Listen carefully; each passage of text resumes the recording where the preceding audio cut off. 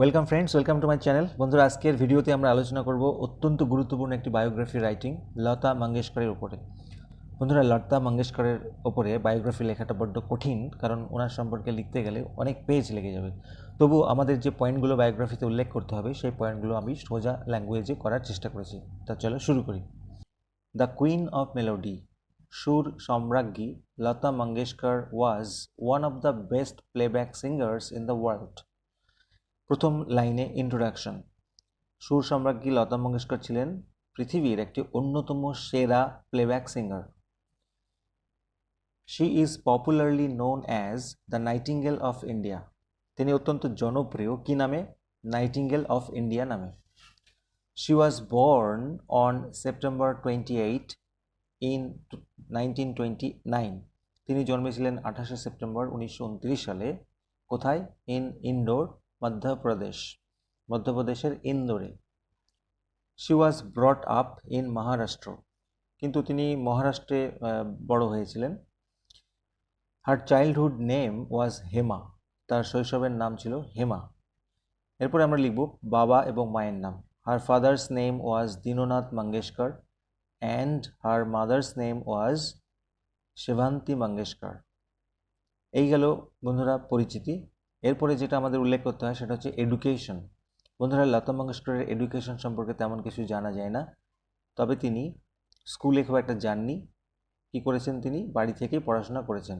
তাহলে আমরা লিখব Lata Mangeshkar received her education from home. Lata Mangeshkar বাড়ি থেকেই তার পড়াশোনা গ্রহণ করেছিলেন। তারপরে তিনি কি করেছিলেন? গান গাইতে শুরু করেছিলেন। She started playback singing in 1948। তিনি 1948 সালে প্লেব্যাক সিঙ্গিং স্টার্ট করেন।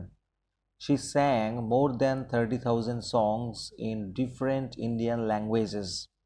তিনি 30,000-এরও বেশি গান গেয়েছিলেন ভারতীয় বিভিন্ন ভাষায়, অর্থাৎ ভারতের বিভিন্ন ভাষাতে।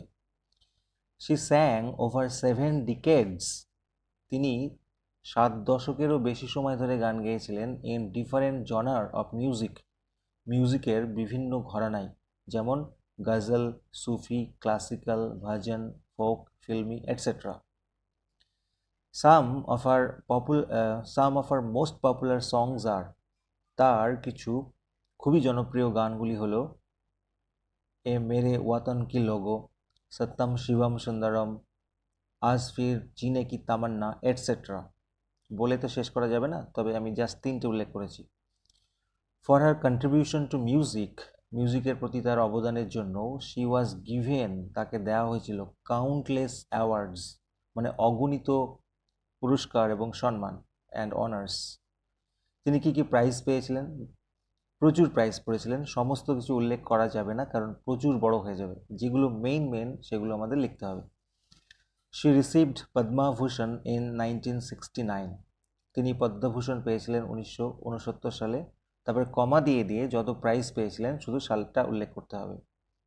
দাদা সাহেব Phalke award in 1889, Filmfare life time achievement award in 1993, Maharashtra Bhushan in 1997, Padma Bhushan in 1999 এবং ভারত রত্ন পেয়েছিলেন ইন 2001।